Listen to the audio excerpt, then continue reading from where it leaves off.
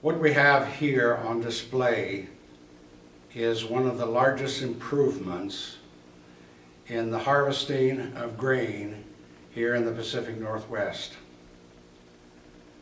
Here we have what's called a combine, and it's still called a combine today, but it's called a combine because we took the thresher, which was steam powered, and we took the push header, was animal driven, and we combined them into one machine. But here in the Pacific Northwest, because of the steepness of the ground and the hills that needed to be covered, it would take 33 mules to pull this piece of equipment over what we call the Palouse region. Most of these combines had a 16-foot platform. It meant it only harvested about 16 feet of grain. In other areas of the Pacific Northwest where the land is flatter, the harvesting head could be larger, up to 18 feet, and the amount of animals that pulled it would be less. But what we have here is the main importance of this 1820 and 1830 years was the use of mules over the use of horses.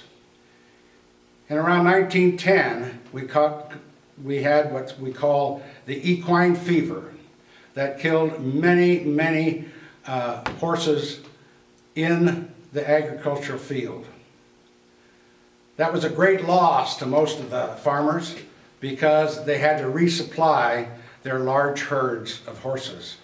And that's when mules became more popular because they were immune to the equine fever. They would not catch that disease.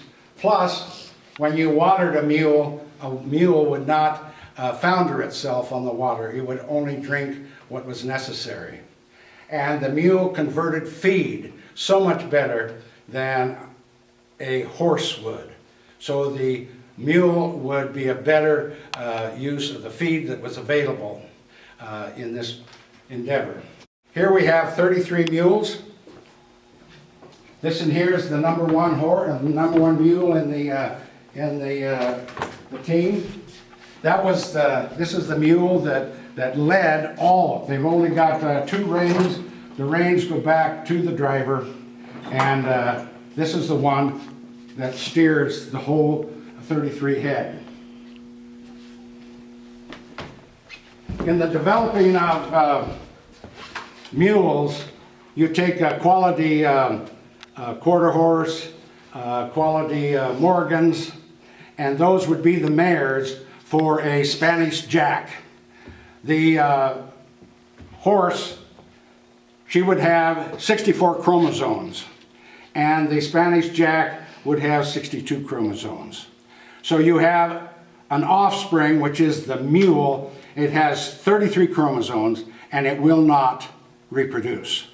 So all these animals in the mule area, you had to have a production on ranch, on site, that you bred mules. So you would have to have a whole fleet of mother horses, and you would have to have at least 2 or 3 Spanish Jacks to keep your mule herd to the strength you needed it.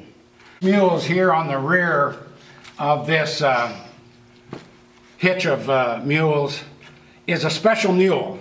This mule was birthed by using a European draft horse as a mare, and the Spanish Jack. You produced at least a 1,500-pound mule, and these are called wheelers because the rest of the hitch is pulling on that group of single trees, double trees. This set of 6 only pulls the wheel of the combine, and so they were called wheelers. We have the number one guy of the crew.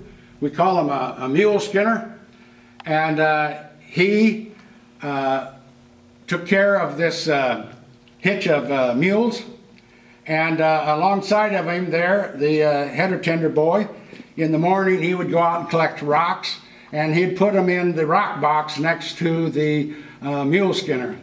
So when a mule wasn't doing what he was supposed to do, that he could reach in there and grab a rock and hit one of the mules that needed to have some discipline. We have the machine man up on top.